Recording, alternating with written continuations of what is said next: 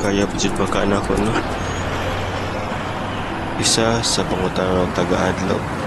Kung kaya pa yun pala ako bakbuhon. Ang ako ang kaugalingon.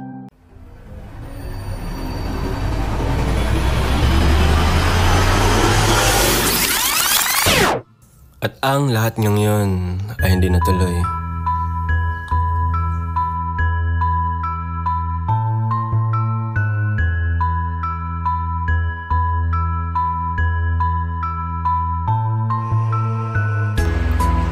So ngayon din kasi nahirapan pa din talaga ako lumabas. Makalipas ang lang buwan ay walang nangyaring pagbabago sa buhay ko. Ganun pa din. Ang lahat ng ginagawa ko ay ang maglaro ng mobile games, nanonood ng mga movies at nanonood ng kung ano-anong nagaganap sa mundo ng social media. Nakikinig ng mga worldly music at marami pang iba't ibang klase na walang kwentang-kwento ng buhay ko. As in, sobrang pangit burn talaga ng buhay ko. Kahit minsan nga hindi ko nakikita yung sarili ko na maging masaya. Kahit noon pa man sa mga tatabuan ko at kung makapera man ako sa tatabuan ko, is madali namang nawawala bigla sa mga kamay ko na parang bula. Para bang lahat ng pagod ko useless lang kasi ni para sa sarili ko, wala akong naitabi or naipon. Na hindi naman ako bumibili ng mga bagay-bagay.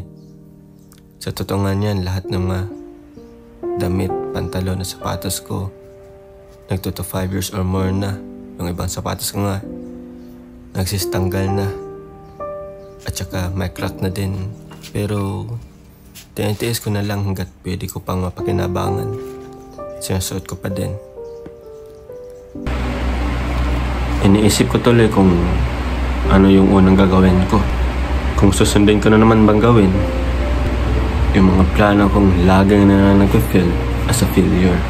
Or ang plano na ng Diyos na alam naman natin na kahit kailan hindi na tayo binigo. Always imperfect.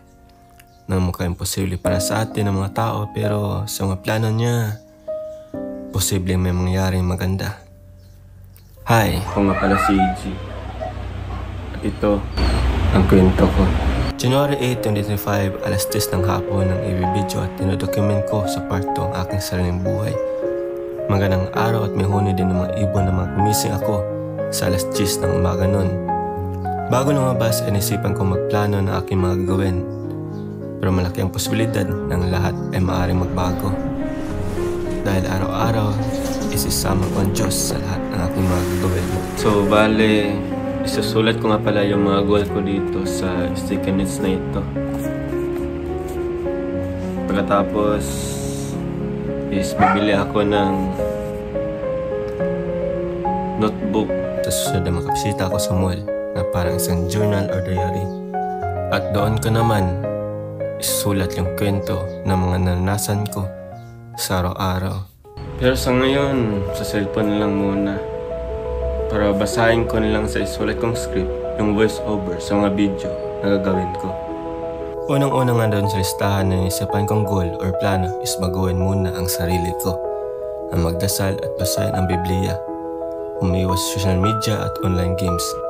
Mag-exercise, kumain ng healthy foods, mag-adventure, magsulat ng journal, maghanap ng ibang mapaglilibangan katulad ng pagkikitara, pagbabasketball at paggawa ng kanta.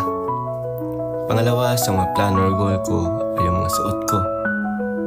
Panahon na din kasi siguro para mapalitan yung mga luma kong damit, shorts at sapatos. Pangatlo tuloy sa araw na ito ay ang maghanap ng mga kaibigan. Mga totoong kaibigan. Nasa eksakto nga lang din ng araw kung kailan ko nasimulan yung aking pagbago ay nag-chat naman yung kabata kong kaibigan dati na ngayon ay sigagawad na dito sa barangay namin. Walang iba kundi sigagawad ko. Kung kaya noong January 6 kinabukasan napilitan na akong isulat ang script na ito sa aking cellphone. At saka alas 3 nga ng hapon nung lumabas ako para sunduin yung kabatang kaibigan na isang isigagawad ng aming barangay sa kanilang bahay para bumili ng mga pang-jogging na attire para bukas. Sa ilang minuto nga lang na biyahe ay nakita ko na siya sa maliwan pa lang. Kinakausap yung isang kapitbahay niya na maaaring makasama namin sa pag-jogging sa Kusaro dito sa Davao. Tsaka sinabi niya pa nung nakasakay na siya is hindi niya nakita na may kamera ako. Kaya sinabi ko sa kanya paghinto ko sa motor na mag-shut out. Hi guys! Mga tumigturil ron, makay mi. Para sa mga outfit. Nag-jogging mi guys. Okay, let's go! Hanggang sa nagbiyahe na nga kami sa kabaan ng kasada sa place na may sapa, papunta sa kasada ng MacArthur Highway. Hanggang sumabot na nga kami sa exact location ng Toril Public Market or sa Okayukayan para makapaghanap ng pang-jogging na attire. Sa una naming pinuntahan sa malayuan kung saan hindi pa kami nakapasok, ay sinabi na kagad ng may-ari na Sir, close po sir. Tapos sinabi ko kay si Kagawad Lumot na sarado man daw. Tapos sabi niya naman, saan daw ako bibili ng sapatos? Tapos sabi ko, ikaw pre, saan ka pala bibili ng sapatos? Tapos sabi niya, sa mall na lang daw. Sabi ko naman, sa Unitap na lang. Tapos sabi niya, mabilis naman masira ang mga sapatos doon. Pagkatapos noon ay tumahimik na ako at sa hindi inaasahan ay may nakita kaming kaibigan ni Lumot sa Toril na isang estudyante. Pagkatapos nagpatuloy kami sa paghanap sa Okayukayan sa Toril. Sa paglalakad nga namin ay may nakita kaming isang tindahan na nagbenta ng mga sapatos, kaso nga lang namalan kami. Kaya ayun, umalis na lang kami. Pagkatapos naman namin nilibot ang halos lahat ng mga Okayukayan sa Toril Public Market, ay katulad ng una at pangalawa ay ganun pa rin ang resulta.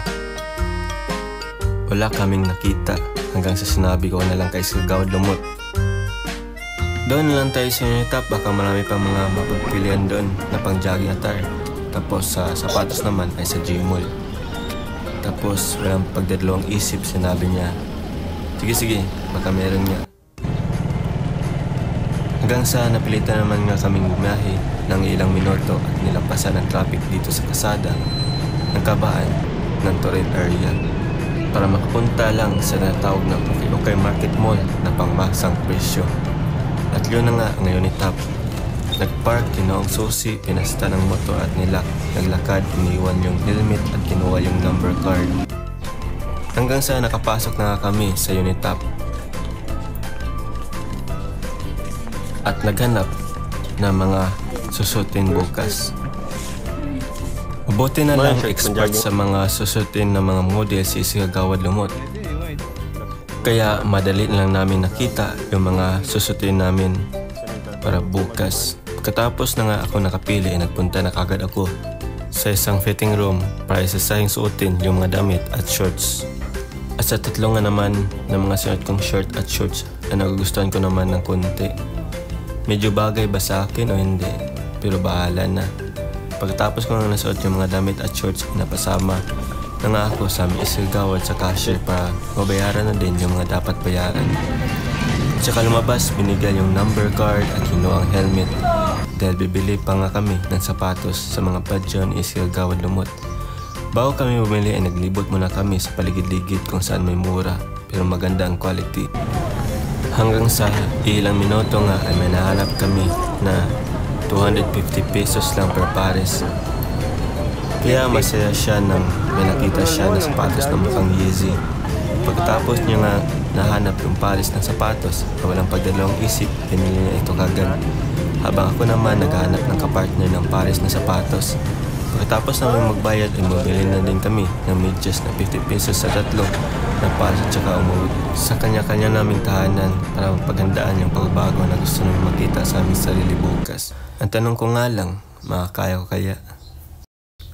Up next on Reshuffle. Hi guys! Tapos niya sa pagtulog. Time check, 44:52.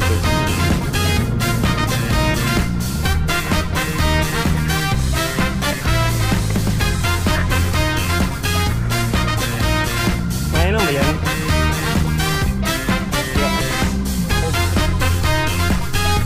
Yan naman mo. Barkada din ako pre. Kasi alo na siya ko. Go, dahil ito may vlog, go.